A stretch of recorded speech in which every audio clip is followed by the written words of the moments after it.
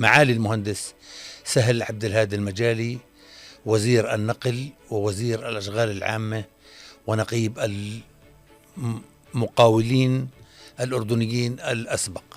أهلا وسهلا معالي المهندس. أهلا سمير بك، يا حيا الله، شكرا. نرحب فيك في إذاعة نون. يا مرحبا. وهي يا مرحبا. فرصة طيبة أن نتحدث عن الماضي والحاضر. يا سيدي حياك الله. وأنت ابن السياسة القدير ولك باع طويل في العمل الهندسي والمقاولات والنقل أيضا. الله أشكرك، يا حياك الله. الله يسلمك. هذا أول لقاء صحفي لي من 15 سنة.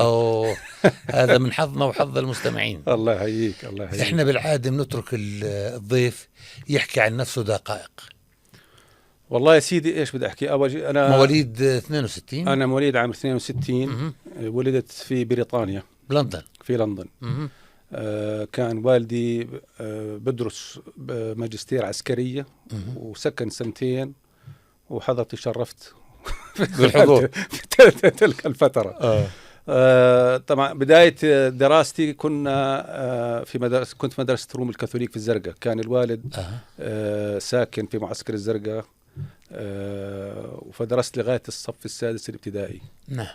بالصف السادس الابتدائي انتقل الوالد إلى بريطانيا في دورة الدورة العليا للقوات المسلحة. نعم. بنص السنة، فكانت صعبة علي حتى إنه الوالد أخذ قرار إنه لا، أنت خليك بعمان، وباخذ أنا وأمك وخواتك، وأنت ضلك عند دار عمك عبد السلام. وبتنتقل من مدرسة الزرقاء لكلية طلسنطة. تخيل عمري 11 سنة وانتقل لمدرسة جديدة ووجوه جديدة. المهم يا سيدي، انتقلت إلى كلية طلسنطة الصف السادس ابتدائي، وسكنت عند عمي عبد السلام لمدة شهر. بعدين رحت عند بيت عمي أبو نادر عبد الحي، لأنه كعائلة طبعا، لأنه مرت عمي خالتي بتكون. أيوة. فصار قرار لا، انتقل لبيت أبو نادر، وظليت بالصف كلية طلسنطة لغاية التوجيهي. والتوجيهي بعد ما خلصت رحت إلى بريطانيا، درست الإيليفل وهندسة مدنية في كلية لندن. وبعد كلية الهندسة المدنية انتقلت إلى واشنطن ودرست ماجستير إدارة هندسية. بس خلصت رجعت لعمان، واشتغلت أول 4 سنوات مع شركة مقاولات محلية. وبعدين توفى صاحبها، وقررت أنا وصديق إلي إنه نفتح شركة مقاولات. وبلشنا شركة مقاولات من 91 لهذا اليوم. طبعا أنا تركت المقاولات، يعني بجوز بسياق الحديث نتحدث فيها، بس ظلينا مع بعض لغاية 2018. كيف صرت نقيب وزير؟ يا سيدي النقابة، أنا مش ببالي النقابة. أذكر عام 96 كان في مؤتمر، أيامها أتذكر صار مؤتمر وادي اتفاقية السلام وادي عربة. وصار في مؤتمرات كثير في الأردن للمشاريع الاقتصادية الإقليمية ومش عارف إيش. فإحدى المؤتمرات كان في المدينة الرياضية، أذكر ماشي أنا وجنبي محمد مراد أبو حمزة، الله يسهل عليه، كان صديقي وكان نقيب المقاولين. قال لي في انتخابات السنة بدك تنزل معاي بالقائمة. قلت له وين أي انتخابات؟ قال انتخابات المقاولين، بدك تنزل معاي عضو قائمة. قلت له والله بنزل، شو يعني. كانت أول تجربة أول تجربة إلي بالانتخابات، ونزلت خط الانتخابات والحمد لله من قائمة محمد مراد نجحت أنا ومحمد الكوز أبو الرائد اللي صار نائب. صحيح. من قائمة محمد مراد، ونجح أيامها نقيب وائل طوقان. نعم. لمدة 2 سنين. بعدين بال2000 قررت أنا أنزل انتخابات نقيب. وكان نجحت. نجحت. كان ضدي محمد مراد، وكان صديقي نبيل الشامي. نعم. نبيل بن جعفر أيوة. ونجحت عن محمد مراد بصوتين. وقعدت نقيب مدة 2 سنين، وكانت تجربة فعلا، هاي التجربة بالذات يعني أثرتني بشكل رائع. يعني عملنا فيها حقيقة 3 محطات أنا بالنسبة لي مهمات كانت في هذه فترة هذه النقابة. الفترة المحطة الأولى صار في زيارة لدولة علي أبو الراغب، كان رئيس وزراء للعراق. كان بلشت الطائرات لغايات إنسانية، وأنا وأخذ معه وفد اقتصادي، وأنا كنقيب مقاولين رحت معه. ورحنا طبعا لما رحنا هناك شفنا المستشفيات كيف الأمراض الأطفال، يعني إشي محزن، يعني كان فعلا حقيقة نتيجة الحصار ونتيجة إلى آخره. فلما رجعت على عمان قررنا إحنا كمجلس نقابة أنه نحضر وفد نقابي ونذهب إلى بغداد بالطائرة يعني. نعم. استأجرنا طائرة من الملكية، وأخذنا موافقات طبعا من الأمم المتحدة، وأخذنا معنا مساعدات اللي بنقدر عليها حتى إنه نقوم يعني أقل حد الأدنى يعني. والله رحنا على بغداد، وكان حتى معنا بعض من أعضاء من نقابة المهندسين كمان، على ما أعتقد كان معي وائل السقة، كان أظن نائب نقيب المهندسين، وكان معنا يعني كان في وفد محترم. والله رحنا على بغداد، استقبلونا استقبال حافل ومش عارف شو. فبيجيني بتعرف كان أنا معنا مرافق من هو يسمى إنه مرافق من وزارة الخارجية، بس أنا متأكد هو مخابرات عراقية يعني. قال لي شو رأيك نرتب لك خلال هالزيارة لقاء مع الرئيس صدام حسين؟ قلت والله بتشرف طبعا يعني كقائد عربي، يعني صدام حسين يعني لنا الشرف إنه نلتقي فيه بغض النظر عن الأمور الأخرى يعني. قال طيب ممتاز، طب شو رأيك بتروح برتب لك اللقاء، بتقابله وبتطلع من اللقاء تخلع لك تصريح ناري هيك بهالجملة. قلت له ايش يعني تصريح ناري؟ قال تصريح ناري يعني ضد الأنظمة العربية، وكيف أذلوا العراق وأذلوا قلت له لحظة أي أنظمة عربية؟ إيش بتحكي أنت؟ شكلك إيه؟ قلت له شكلك أنت مش عامل درسك، أنت مش عارف أنا مين. قلت له هذا مستحيل يعني، ما لا يمكن يعني إنه إحنا كنقابة مقاولين بالذات إحنا نقابة رجال أعمال يعني، وما إن بالأمور السياسية أمور مهنية يعني بحتة. قال لا إذا ما أطلع وروح وبعطيك هدية منحة نفطية. قلت له أوف. قال لي وانت مالك تتغلب تاخذ المنحه النفطيه؟ كانوا بعطوا منح نفطيه يبدو، وهلا بقول لي قال لي بتطلع من بيلاقيك واحد راسا باخذ منك المنحه يعني بتجير له اياها وتقبض وبضلك مروح. حلو. قلت له انت بتحكي جد؟ قلت له انا متاسف ما بعتذر يعني ما اعتذرت. طبعا قال لي في ناس اخذوا. قلت له يا اخي حرين، كل واحد حر، انا بالنسبه لي انا بعتذر، وإن شاء الله بأيام جاية نلتقي به. وما صار اللقاء ما صار اللقاء هذيك الليلة. وإنهم بيحكوا معاي يقول لي في السيد نائب الرئيس حابب يلتقي فيكم. أنا فكرت قصدهم على عزة الدوري، عزة إبراهيم أو عزة إبراهيم. طه ياسين رمضان. طه ياسين رمضان. نعم. قلت له والله بنتشرف بنروح نزوره. قال لا هو بدي يجوكم على الأوتيل. قلت أهلا وسهلا. أنا طبعا كواجبي حكيت مع السفير، قلت له ساعة السفير بس حاب أخبرك إنه هيك صار، ونائب رئيس جاي يعني بحب أبلغك بدك تحضر يعني واجبي أنا كرئيس وفد أردني أبلغك إنه جايب نائب رئيس الجمهورية. قال خلص بجي. والله إجا الوقت وإنه ما شفنا لك الحرس والدنيا يعني كأنه إشي ناس ضخم جاي، حرس وعسكر ومسلحين. طبعا أنا قاعد بالصف الأول وجنب السفير الأردني. طبعا فات ورأسا قاعد على المنصة. يعني أنا استئت يعني صراحة يعني أنا مش أنا طز علي أنا بيني وبينك يعني من أنا يعني نقيب، لكن السفير المملكة الأردنية الهاشمية قاعد على الأقل يعني، وأكيد بعرفه يعني مش معقول ما بعرفه. ما سلم، استئت أنا. فوش قلت له فعلا إنه ما بيستحي. والله طلع طبعا نقابة المقاولين العراقيين قالوا تفضل نائب رئيس إذا بتحب كلمة. قال لا خلينا نسمع هيك بطريقة استهزائية، نسمع شو هم يريدون يتحدثون. والله طلعت أنا حكيت محضر كلمة، حكيت إنه إحنا الشعب الأردني طول عمره بيعتبر حاله والشعب العراقي إخوان وشعب واحد، وقفنا باللي بنقدر عليه لما كل الناس دارت ظهرها، ولكن الآن إحنا هنا بدنا نحاول إنه نوطد هذه العلاقة ونشوف شو بنقدر نقدم عليه. لا بديش أقول يعني ما قلت مساعدة، إنه نتعاون إنه برهضة العراق وإلى آخره. والآن بنشوف، هي حكيتها، بنشوف بعض أبناء الدول اللي ما قلت تكالبوا بما معناه تكالبوا على العراق بشوفهم بأخذوا أولوية علينا. فيعني إحنا بنعتقد إنه واجبنا إنه نساعد. هيك حكيت. وبعد زائد كلام عام وخلصنا اللقاء، وقعدت بلش يحكي هو، يعني حكى كمان حكي عام، بس حكى جملتين فعلا كانوا سيئين. اللي هم إنه قال إنه والله بعض الدول بتبكي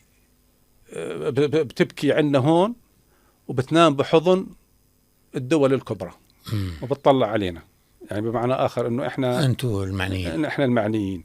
دقيت السفير قلت له شو هو شخصية المهم يعني انتهى اللقاء، وإنه بهذيك الليلة بيحكوا معي هاي يعني على الهامش هذا الموضوع، إنه في جورج قلوي، إذا بتعرف جورج قلوي كان موجود ببغداد. صحيح. قال حاب بشوفك. قلت أنا شو بدي فيه، مين هو أصلا جورج قلوي؟ ما كنت أعرفه. قالوا لي هذا نائب بالبرلمان البريطاني. قلت حيا الله تعال. إجا والله وبلش يحكي نفس اللغة، إنه إحنا لازم إنه نتعاون مع بعض ضد الأنظمة العربية اللي قاعدة تحيك المكيدة للعراق والشعب العراقي. قلت له وقف بليز ستوب. مع أنك معالي سهل بريطاني وهو بريطاني، يعني بريطانيين بتحكوا مع بعض. قلت له بليز ستوب، أنت شكلك ما عملت الهوم ورك تبعك. قال لي إيش؟ قلت له أنا سهل عبد الهادي المجالي، نحن المجالية طول عمرنا من مدرسة هيك قلت له إحنا خريجين مدرسة الهاشميين. إحنا لا يمكن بأي حال من الأحوال إنه أرد عليك بهذا الموضوع. إحنا مع الشعب العراقي 100%، لكن بدك يعني أوقف ضد قياداتنا وشعوبنا؟ هذا الحكي مش وارد. فأرجوك، بعتقد أنه يجب أن نتوقف عن الحديث. فرصة سعيدة التقيت فيك، والسلام عليكم. وظل طالع. فكانت هذه المحطة الثانية. المحطة الثالثة بهذيك الفترة النقابة اللي فعلا أذهلتني. قررنا إحنا كنفذ نقابي ننزل على فلسطين. نعم. والله شكلنا وفد نقابي من 50-60 واحد، ونزلنا بدعوة من نقابة المقاولين الفلسطينيين. فنزلنا على رام الله. كان بأذكر كان يوم خميس. نعم. فإنه وعاملين برنامج طبعا نزور رام الله ونابلس والخليل وبيت لحم، يعني برنامج مرتب. كنا نقعد حوالي أسبوع. نعم. والله وإحنا هناك قالوا لنا، وأساسا الخميس وثاني يوم الجمعة إنه بدنا نصلي بالأقصى، يعني صرنا واصلين طبعا نصلي الأقصى. قالوا والله بجوز الأقصى يصير فيه مشاكل، لأنه اليوم هذا شارون المجرم فات على باحة المسجد الأقصى. وهاي أثارت زعل الفلسطينيين، وبجوز يصير فيه مشاكل. قلت يا سيدي بنروح، إذا شفنا الجو هادي مكهرب بنغادر. والله فرحنا على المسجد الأقصى، باحة الأقصى، وإنه والله هادي الأولاد بيلعبوا. يعني ترى ساحة بين الأقصى وقبة الصخرة في شجر زيتون وكذا، وفي على جانب اليمين قبر حتى الحسين بن علي، وشفنا يعني رحنا وقرأنا الفاتحة. والله يا سيدي فتنا وصلينا كل شيء تمام. احنا نكون خلصت الصلاة الله وكيلك، وإنه صوت الرماية وفجأة سكروا الشبابيك، وصوت رصاص يخلع. والجرحى وعاملين طبعا بالمسجد الأقصى عاملين زي غرفة، زي مستوصف، يعني محضرين حالهم. نعم. يبدو أصابكوا أذى آنذاك الوفد الأردني؟ أكمل لك. ما هو تفضل. أنا كان جنبي الله يرحمه كان صديق إلي مقاول أمجد أبو عيشة. قال لي اهدى هلا ساعة زمان وبتوقف وبنطلع بنرجع رام الله. فعلا والله بعد ساعة خف الضرب، طلعنا من المسجد الأقصى. طبعا صف من الجنود الإسرائيليين والمواطنين الفلسطينيين يعني بيبزقوا بوجههم يعني بفتحوا صدرهم قدام الطلق تبع، يعني منظر شجاعة إشي رهيب. والله إحنا ظلينا ماشيين وفد الأردني اللي لميناه، طلعنا بالبساطة رجعنا رام الله، فقد 3 من جماعتنا، محمود الطرابنة والنوافلة وفي واحد ثالث والله نسيت مين هو، وينه مش مبينين. نعم. حكيت مع النقيب المقاولين الفلسطيني، كنت بدور يعني في احنا كنا موجودين على في 3 مش مبينين، دور بالمستشفيات ما في. خفت عاد انا وقتها، خفت انه في اشي خطر. والله على الساعة 9 بالليل وانه محمود الطرابني الله يرحمه توفى، فات هو وانه كل ثوبهم دم. ولك شو اللي صاير؟ قال والله انجرحنا جرح، ودونا على المستشفى وتم العلاج. قلنا يا سيدي الحمد لله على السلامة. وطبعا كل دري انه انجرحوا، حتى الله يرحمه ياسر عرفات أصر بلقائنا، كانت الساعة 2 الصبح طلب لقائنا، ورحنا التقينا مع الرئيس أبو عمار، وقلت له والله أنا بدي أحكي شهادة، أنا ما إنه الشعب الفلسطيني فتح صدره أمام الرصاص الإسرائيلي ولا يهاب، يعني إشي مش معقول. فطبعا حكى الله يعطيكم العافية وثمن على زيارتنا وخلص، وإحنا قررنا نكمل زيارة، يعني مش خايفين نكمل زيارة. ولكن كان مدير الأمن الوقائي وقتها شو اسمه جبريل رجوب أبو رامي قال حكى معاي، قال لي لا اقطعوا الزيارة، وأنا بنصحكم خلص روحوا، وبكرة على 5 الصبح بتيجيكم السيارات نقول كل عام زي حماية يعني. كان خوف من المستوطنين يعني يتعرضوا لنا. هم المستوطنين نفسهم لو تعرضوا لوالدك لما نزل الخليل. احنا برام الله نزل على ريحة. ولا على 5 الصبح الحمد لله مرقنا وعبرنا الحدود، وكان طبعا استقبال شعبي على الحدود، يعني كانت يعني مرحلة مفصلية. طبعا توجت فترة نقابة، ترأس للنقابة. طبعا زارني سيدي صاحب الجلالة أول مرة بزور نقابة المقاولين. ممتاز. طبعا كان أنا بالنسبة لي هذا وسام، أنه زارنا على النقابة واطلع على قطاع الإنشاءات وكيف يساهم في عجلة الاقتصاد الأردني. والحمد لله كانت تانية تجربة ثرية. ونزلت مرة ثانية بال2006، بس أخذتها بالتزكية، مش ما حدا نزل ضدي. وين انت صرت وزير أول مرة؟ وأنا نقيب. بالمرة الثانية حكاني دولة أبو أمجد نادر باشا الذهبي وإنه حابك تيجي معي بالفريق الوزاري، وقلت له متشرف يعني كوزير للأشغال. وأنا بصفتي كنت بالطرف الآخر كنقيب، الآن وزير يعني. هلا أنا طلباتي اللي كنت أطالبها في النقابة نقيب لازم ألبيها كوزير يعني. فقلت له سيدي بنتشرف، بالعكس يعني هذا طبعا شرف إلي أني أحظى بثقة سيدنا. وكان سنة 2000 وشهر 9 أعتقد 2009. نعم. قعدت وزير سنة ونص. جيت وزير نقل ولا وزير رجال؟ أول شيء أشغال لسنة ونص، بعدين صار تعديل وزاري وانتقلت لوزارة النقل. انتقلت. وبعدين لما استقالت الوزارة إجا دولة أبو زيد سمير الرفاعي بعد وزارة نادر الذهبي. ما أخذك معه؟ ما جيتش وزير. طيب تعتقد أنه جابوك وزير لأنك ابن عبد الهادي باشا المجاري، ولا لأنك سهل نقيب المقاولين؟ والله أنا هذا السؤال مش إلي يعني، ما بعرف أنا صراحة يعني ما يعني أنا ما كنت حاسب حساب أجي وزير، وكان ما بعتقد إنه ابن عبد الهادي، لأنه كان أبوي ضد الفكرة. كان رافض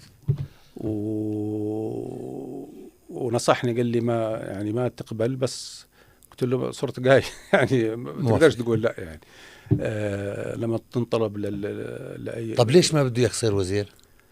يا اخوي يعني هو خبرته بالسياسه اكثر، انا مش سياسي. مع انه والدك كان وزير اشغال. انا كان وزير اشغال مع عبد الكريم الكبريتي بالضبط. نعم. شوف السياسه هو بعرفها اكثر مني. نعم. انا مش سياسي محترف، انا رجل اعمال. هاوي سياسي. أهوى العمل النقابي صراحة. أنا يعني بالعمل النقابي يعني أعتقد أني أنجزت وكنت أنبسط يعني. تشوف بتقدر أنه في إشي، في رسائل عم بتقدمها. نعم. السياسة وسخة، أكون صريح معك. نعم. من خبرتي أنا. نعم. السياسة وسخة، يا إما أن تكون سياسي بروفيشنال يعني محترف، أنه تأخذها كمهنة، أو تكون انتهازي بلا ضمير. هذا العمل هذا من خبرتي. قد أكون مخطئ طبعا، لكن هيك أنا حسيت، تجربتي أنا هيك علمتني. فأظني كان شايفها الوالد ونصحني ما تقترب من السياسة. ما تقترب، بس اقتربنا. بعدين رحت وزير نقل. بعدين رحت وزير نقل. قعدت 9 أشهر وزير نقل. كانت هاي تجربة جديدة إلي أنا كنقل يعني. ما عمري عملت بالنقل أنا. شفت حالك بالإشغال ولا في النقل؟ والله هذا سؤال ما فكرت فيه. شوف، لما بتكون أنا بالنسبة لي كوزير أشغال، نعم، ما كانش في إشي جديد يعني. كنت قطاعي. حتى أنا قبل ما أصير وزير باعتباري نقيب كنت عضو مجلس البناء الوطني، فكان دائما في تواصل دائم مع وزارة الأشغال، من الأمين العام، رئيس مركز البناء الوطني. يعني دائما في تواصل يعني زي ما تقول أنا من ضمن الفريق الموجود. بالنقل أنا أجيت من خارج القطاع، غريب. من خارج القطاع، عمري ما اشتغلت في النقل لكن أنت لما تيجي من برا بتشوف الصورة بشكل شمولي أكثر. يعني زي ما تقول أنت تطلع على الورقة هاي، إذا تطلع على نفس الورقة 10 ساعات خلاص بتبطل تشوف فيها إشي. صحيح. يجي واحد ثاني يشوفها من برا، يشوفها 100 ملاحظة بكون له فيها 100%. هذا اللي صار معي بالنقل أنا باعتقادي. لما فت على النقل لاحظت أنه مشكلة النقل العام كانت يجب أن تحل. يعني كان المواطن اللي بيطلع من عمان، من الزرقاء لمكتبه بعمان، بتقعد معه ساعة ونص بصل على المكتب وإنه مستوي. طب كيف تتوقع منه هذا ينجز ويستوي يعني، خاصة إذا بالصيف أو بالشتاء برد. فحاولنا إنه نعمل خطط بتطوير موضوع النقل العام. برضو كمان بلشنا نفكر بكيف طريقة موضوع شبكة السكك الحديدية، كيف نطورها، وكيف بدنا نخلق لها مصاري. أول شيء بدك $2 مليار تجيب لها مصاري حتى تبني البنية التحتية. فصار في أفكار، طبعا درسنا الأفكار وكيف تعمل موضوع إصدار سندات أو إصدار مقابل خطة معينة، بجوز ما في وقت هلا أحكي تفاصيلها. فلقينا في تجاوب يعني، وكان حقيقة الطاقم بوزارة النقل طاقم متعاون جدا يعني. ما حسيت في حدية في التعامل. بس كانت مدة قصيرة جدا يعني، بس صارت حادثة بجوز إذا أحكي لك فيها يعني. يعني أنا كوزير نقل بتعرف موضوع البواخر والبحر تابع للقطاع. فدائما بشوف بس أنزل العقبة بشوف هالباخرة اللي مصدية بالعقبة ما بعرف شو هي. بسأل بقول شو الباخرة هاي؟ واقفة وين؟ قدام القصور الملكية. قالوا هاي منظر سيء يعني، باخرة غاز. قال والله هاي اللي انحرقت قال هاي انحرقت ومات فيها حوالي 10 استشهدوا من المصفاة ومن الدفاع المدني ومن المينا، فعليها قضية. طب وإمتى تظهر القضية؟ قال والله بجوز تطول كم سنة. طب وبعدين تضلها هاي بوجهنا يعني الباخرة؟ نادونا صاحب الباخرة خلينا نتفاهم احنا وياه. نعم. والله اجا واحد يوناني. نعم. اجا كان يوم خميس نفس الشيء، بلشنا نتفاوض احنا وياه، وصلنا لاتفاق انه نسقط القضية مقابل يدفع يعني احنا اظني بالقضية مطالبين اظني 4 أو 5,000، مش بذكر الارقام يعني، ما بس 4 أو 5,000 نعم. على كل شهيد لذوي الشهيد.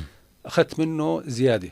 ممتاز. زيادة لكل الشهداء وزاء التعويض ظلمينا. كان يعني اتفاق ممتاز وخلص، ونشيل من هالمنظر السيء.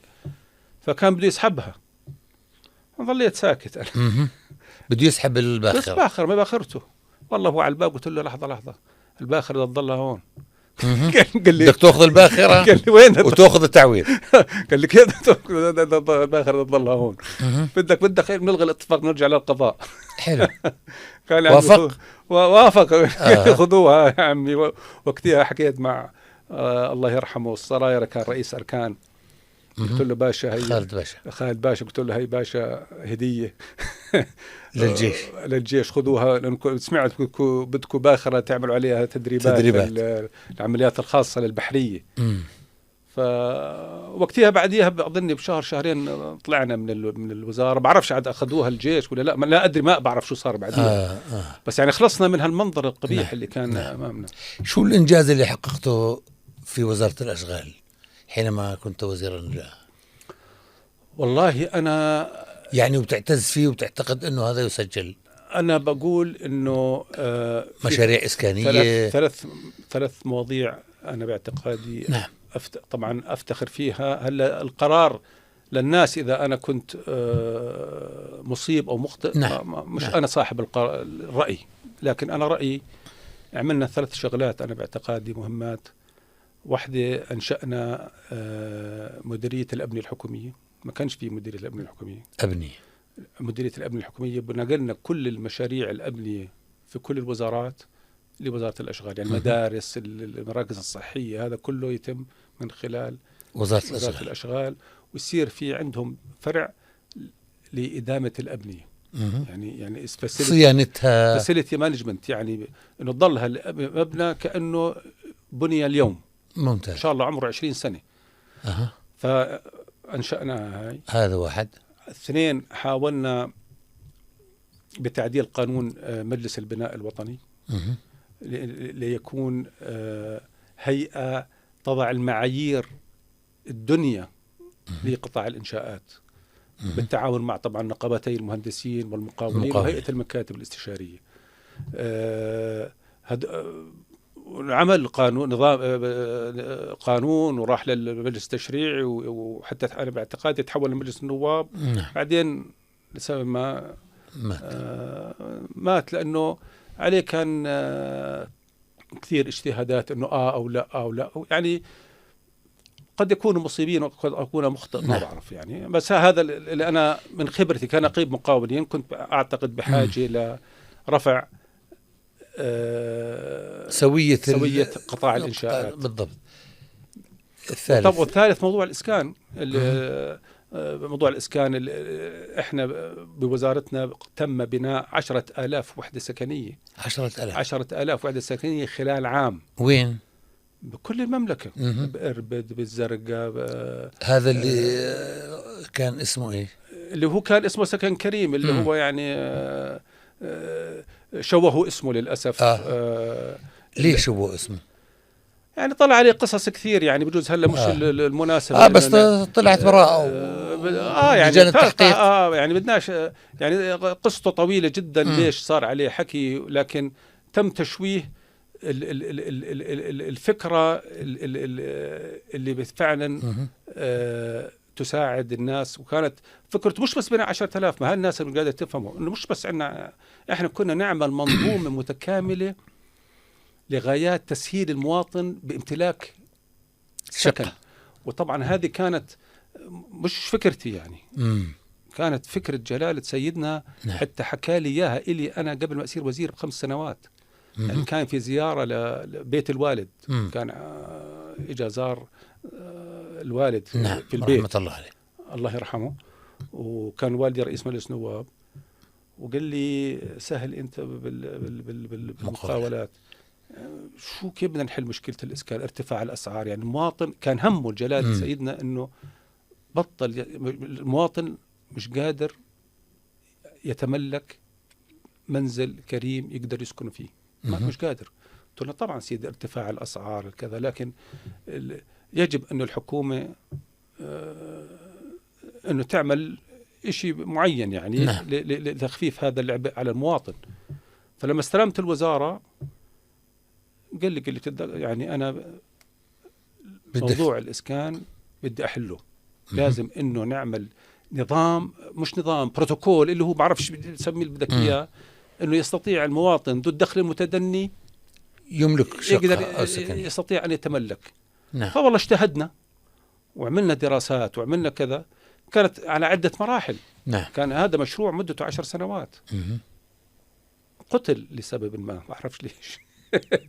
لكن قتل بسبب التمويل يعني؟ لا، قتل من اللقلقة. لكن بنينا 10,000 وحدة سكنية كمرحلة أولى على أراضي من أراضي مؤسسة الإسكان، وكان المرحلة الثانية إنشاء نظام تمويلي للمواطنين يستطيع أن يأخذ قرض بفائدة متدنية بدون دفعة أولى. بدون دفعة أولى، يعني أنت بقيمة الأجار اللي تتملك بيت، تقدر تتملك بيت، يعني بعد 20 سنة 25 سنة تقدر تتملك بيت. وتصار في عندنا حتى سيستم إنه أنت بكرة إذا أنت زلمة ومرأة تجوزتوا غرفة النوم بتكفي، بكرة صار عندك عيال بدك كمان غرفة نوم، تقدر تنقل قرضك من بيت لغرفتين لبيت لثلاث غرف. وهكذا يعني كان يعني مشروع يعني رهيب جدا، ضخم.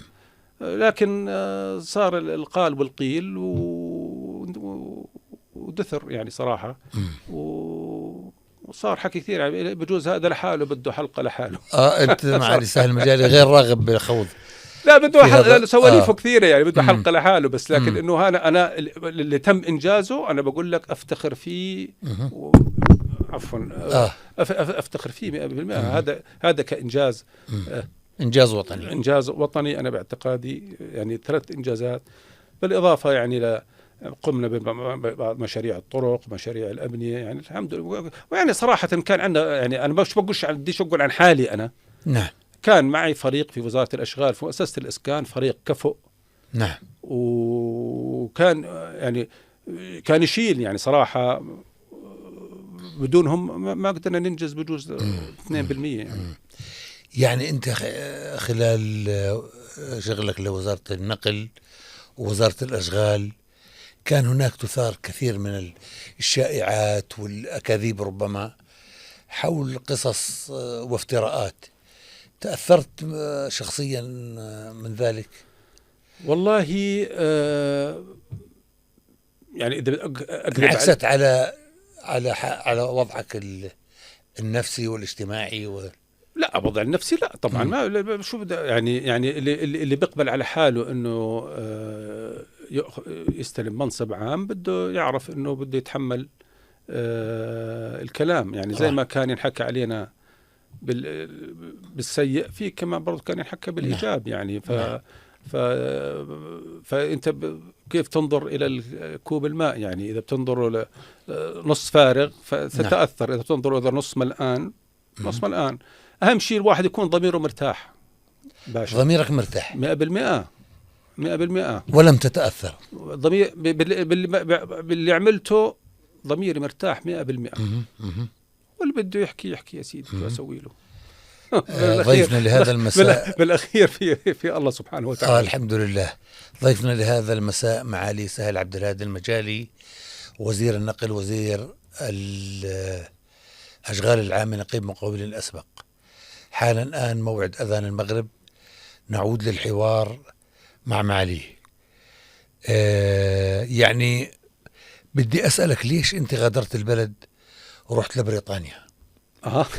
بعد ما أنت كنت يعني شخصية أردنية بارزة، ابن عبد الهادي باشا المجالي، وزير نقل، وزير أشغال، وزير لأكثر من مرة، وكانت الفرص متاحة أمامك، يعني هل هو والله شوف خليني أقول رد فعل على ما جرى؟ لا لا لا لا لا لا, لا ما في رد فعل، لا رد فعل هذا ما في رد فعل.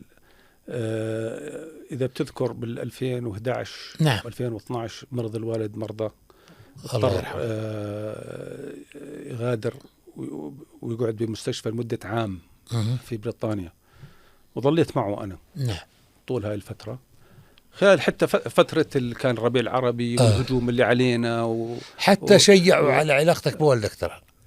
يعني سمعت انه ما ماخذ منه 350 مليون ضيع اليوم عنده كان 350 مليون، الله اعلم يعني بجوز انت بتعرف قصص اكثر مني حتى صحيح على اليوم والله 300 لكن الحمد لله الواحد وهم صحته تكون كويسه يعني. فمرض وظليت معه هناك، وكان بس انه خلص العلاج رجعنا لعمان على اساس خلص نرجع لعمان ونرجع لامورنا. نعم صدر تعديل دستوري هذاك الوقت انه يمنع ازدواج الجنسيه في العمل العام. فقلت يعني اذا ما بطلع ليش لا اصير بحزب ولا نائب ولا وزير ولا عين ولا ما فيش عمل عام. وجوزت المرة الثالثة كمان وخلفنا منها ولد وبنت. أنت متزوج من 3 نساء؟ بس مش مع بعض. وكل واحدة كم عندك من الأبناء والبنات؟ عندي يا سيدي 8. الله يخلي لك من كافة النساء 8 عندي من المرة الأولى 3، المرة الثانية ما خلفت، عندي 4 من المرة الحالية وعندها بنت هي، فمجموع 8. كلهم أردنيات 3؟ كلهم لا، الأولى أردنية، الثانية لبنانية، مرتي الحالية سعودية. نعم. من بيت مين؟ بيت الحلبي. إذا علاقة ببن لادن من زواج بنتك؟ أنا بنتي مروة تجوزت وساكنة في دبي الآن من بيت لادن. من أقارب أسامة بن لادن؟ أبو بكر. يعني بجوز بالإعلام بجوز لا ما فيها شيء يعني هذه شو. لا بالعكس جماعة محترمين وخير النسب زي ما بيقولوا. والله. طب بس في مرحلتين يعني. نعم فتغير القانون الدستور، فبطل إلي دور يعني بالعمل العام. حسيت حالك مش أردني؟ لا مش أردني، فشروا يعني. مش أردني سياسيا قصدي. يعني ما في لي ساحة ألعب فيها سياسيا. ما في ساحة. حرموك. حرموني الساحة ألعب فيها سياسيا. أما هم فشروا إنه أنا أردني. الحمد لله أردني ملكي هاشمي والحمد لله رب العالمين. أبر عن جد يعني. مش بالتأكيد والله. وجانا أولاد صغار هذول، فقلت للمرأة أقول لك خلينا قاعدين هون، أنا إنجليزي وأنا عندي جواز بريطاني. بس بجوز في نقطتين أنا حاب أثيرهم. تفضل. اللي أثروا بحياتي. النقطة الأولى وفاة الوالد. رحمة الله. توفي الوالد ولم أستطع أن أحضر جنازته أو أتقبل تعزيه. ليش؟ هذه نقطة بصدري لا أستطيع أن أحلها، لأنه كنت مصاب بالكورونا، كنت ساكن في بريطانيا، ممنوع السفر، وكنت ما بين الحياة والموت. يا سلام. والدكتور قال إذا بتسافر ببلغ عنك الشرطة. قلت له والدي توفى لازم أروح وبلغك الشرطة. حتى قال له مرتي إذا بلغيني ممنوع يسافر. كنت بكورن قال خلينا نشوف من هون للصبح إذا بنفد. إذا أنا بنفد. ثاني يوم الصبح توفى الوالد. يا سلام. رحمة الله عليه. يعني هذه مفصل مهم في حياتي. مفصل في حياتي. ومفصل الثاني بعد بال22 ابني من مرتي الثالثة صابه سكري فجأة. طيب. ونوى يروح من بين ايدينا. لا حول ولا قوة. عمره 8 سنوات إبر وكذا يعني مشكلة. الحالة الأولى ما بقدر أعملها هي شيء، الحالة الثانية مرتي قررت إنه هاي لازم نعملها حل، والآن هي قاعدة بتعمل جمعية خيرية لمساعدة الأطفال المصابين بالسكري في الدول اللي ما عندهاش الإمكانيات. يعني هلا إحنا ببريطانيا بزودوكم بكل شيء، بالإنسولين وبالإبر وبالسنسر وبالعرف شو، لكن في دول أخرى يعني أقل شيء ثاني نقدمه. يعني هذول الحالتين، يعني أنا ابني نوى يروح من بين إيدي، وأذكر يعني كيف رحنا على المستشفى وعلى كذا، وفاة الوالد.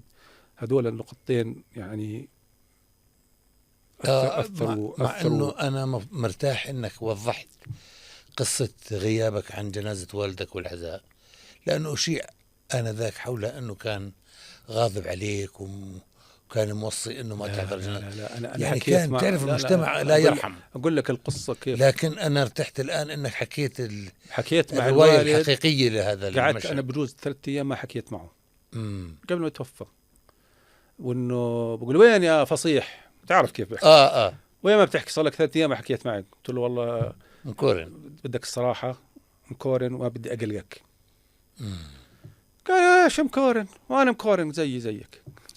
اما هو لما قال لي مكورن انا نعم اخترعت. فبعديها بيومين عاد وقتها راح على المستشفى، وهو بالمستشفى كنت احكي معه كل يوم. نعم. حتى بتذكر رسالة منك بعثت لي اياها. نعم. ليلة يوم وفاته. نعم. كيف طمن على الباشا، ما قدرت اجاوبك، ما تتذكر رسالتك، ما قدرت اجاوبك لأنه أنا مريض ومش عارف إنه أنا بين الحياة والموت. العلم ترى. نعم.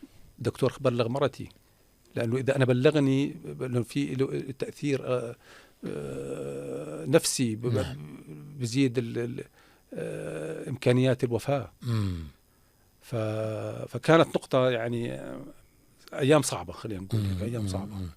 رجعت على عمان بعد ما راح الكورونا وتوفى الوالد؟ رجعت بعديها بسنة حتى قدرت، أكثر سنة ونص حتى قدرت أسافر. سنة ونص حتى سمحوا لي أسافر، لأن صار معي أنا مسمى باللونج كوفيد. أنا قعدت حوالي 8 أشهر أعاني من أعراض الكورونا. نعم. يعني كنت أنا أمشي من هون للطاولة ما أقدر. فورا رجعت لعمان، زرت طبعا زرت قبر الوالد قبر الوالد، وقعدت مع الوالدة الله يشفيها، يعني وضعها كمان تعبان. فالحمد لله على كل شيء، يعني مو صحتنا الحمد لله. شو أخذت من الوالد من تاريخه السياسي؟ أخذت منه، أو تعتقد أنه ظلم الوالد في تاريخه؟ جاوبني على السؤال الأول، الشطر الأول. الشطر الأول شو أخذت منه التسامح وانسى. يعني ما لا يعني كمان برضو أبوي جاء طخ من شمال ويمين كمان، إذا بتتذكر ما كان يتأثر، كان دائما يضحك. صدر واسع، لدرجة أنه قال والله هذيك اليوم قال احتفلت بالمليار الثاني. أيوه. كان إن شاء الله عقبال المليار الثالث. أيوه.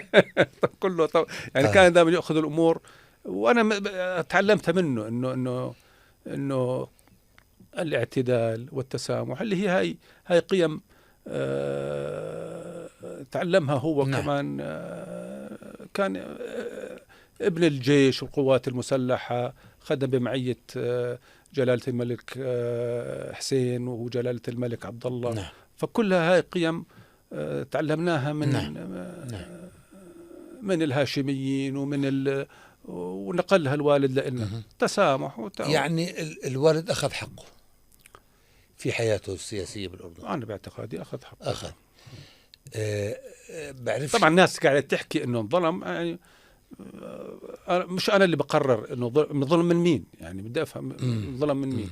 يعني هاي تبوأ أعلى المناصب، وقعد 10 سنين رئيس مجلس نواب. نعم. ورجع والحمد لله، يعني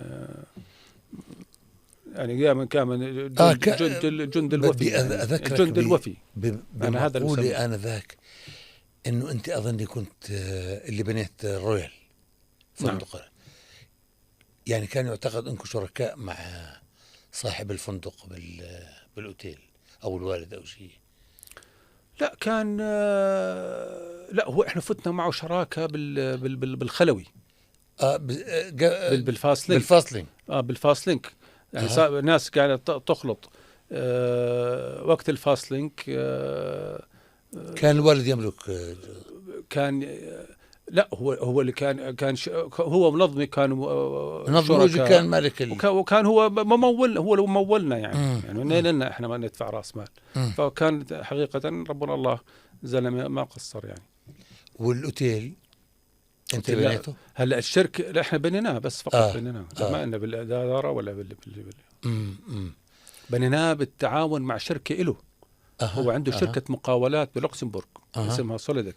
شو؟ نعم. وهو اجت سوليدك، واحنا كنا بالتشارك مع سوليدك لانه بده مقاول محلي. شو المشاريع الكبرى اللي انجزتها في الاردن؟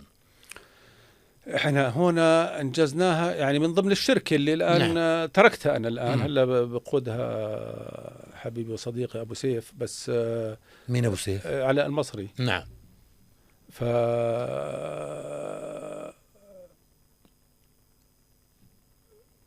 عملنا مشروع الانتركونتيننتال تبع العقبة. عملنا مصانع بالعقبة للفوسفات، عملنا بسنة 91. عملنا مشروع الميريديان.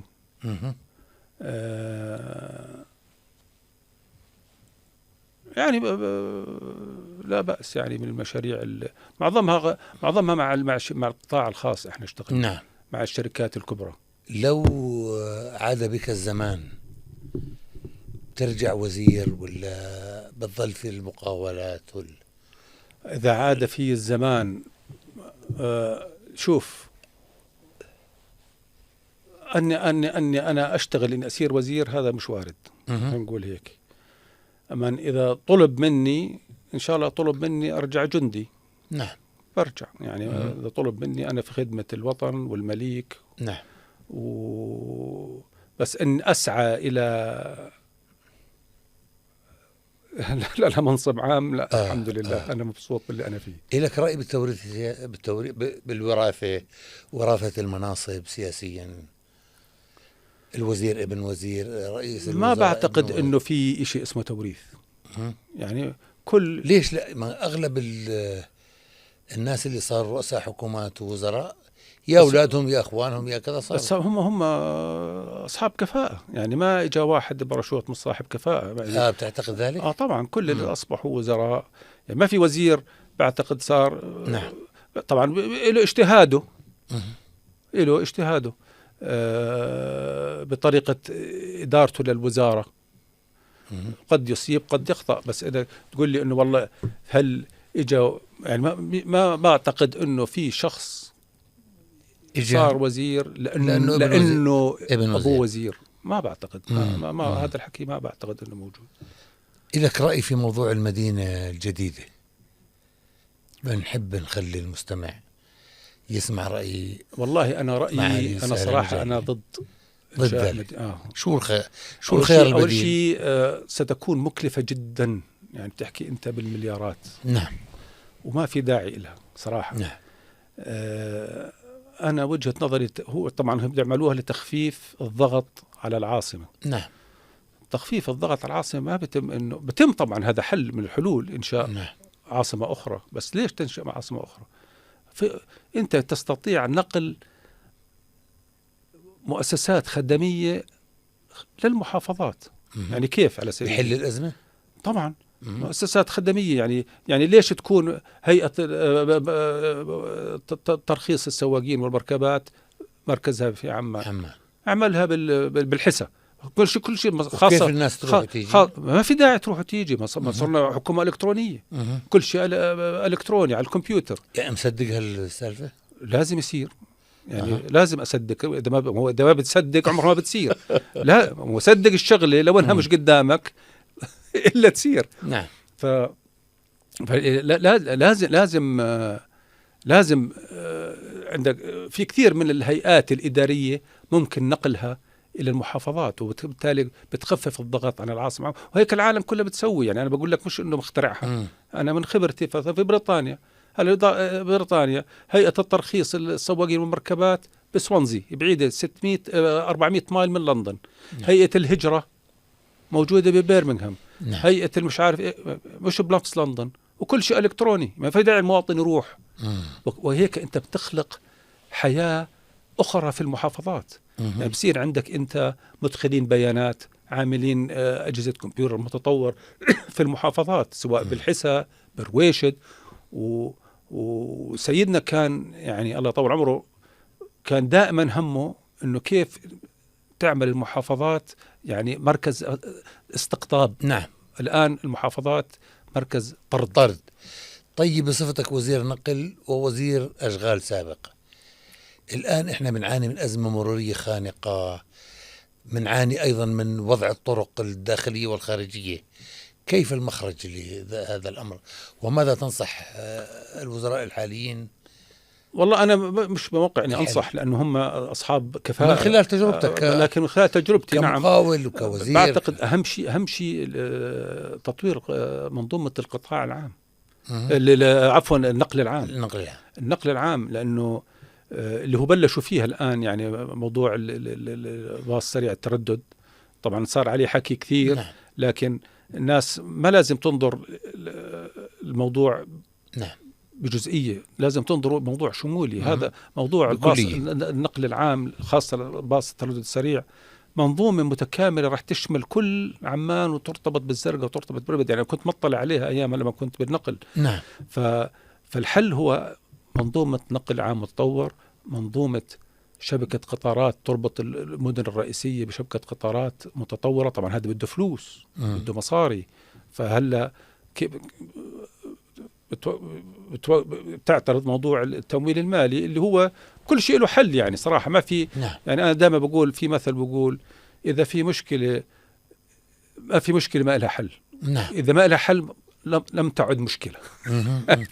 معالي ضيفنا لهذا المساء معالي سهل المجالي، سؤالين سريعات. كيف ترى قيادتي، كيف ترى أداء دولة جعفر حسان في الحكومة الحالية والوزراء بصورة كلية؟ والله شوف، يعني وأنت لك تنظر إليها من الخارج بالنسبة، وأنت متابع دقيق لشؤون نعم. الأردن. أول إشي ما في رئيس وزراء أو وزير استلم منصب ما بده إنه ينجز. كله بده ينجز. نعم. يعني لكن كل واحد حسب طريقته. نعم. وكلهم أنجزوا.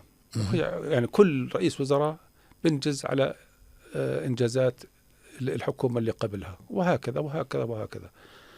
هلا دولة جعفر يعني من قراءتي إنه بتعرفه؟